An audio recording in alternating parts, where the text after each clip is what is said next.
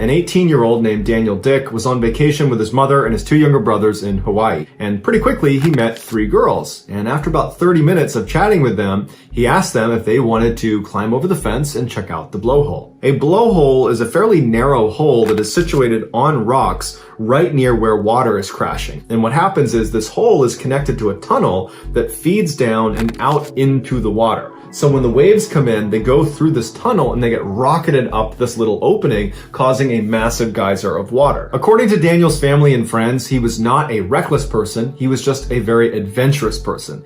And so something like this blowhole really piqued his interest, and he just couldn't handle being on the outside of the fence. He really wanted to get right up there and get a look at it. In fact, he told these girls he wanted to feel the power of the water hit him in the chest. That was his plan. As Daniel made his way over to the rocks, he passed by a couple that was laying on the beach. He climbed over the fence and he made his way over to the blowhole. He walked over the edge of this hole that was not very far across, and he kind of arched himself over it so his chest was hovering right over where the water was going to come up. He leaned back over the blowhole right as a massive wave came barreling through the tunnel. It rocketed up and it lifted him off the ground about 5 feet in the air, and it turned him upside down so his head is pointed down. And when he fell, he went directly into the blowhole. And once you're inside, there's no way to go back up again. The opening is too tight, there's nothing to hold on to. You wouldn't have the ability to force yourself up through that hole again. So the only way out is through the underground tunnel that leads out to the sea. But there are constantly waves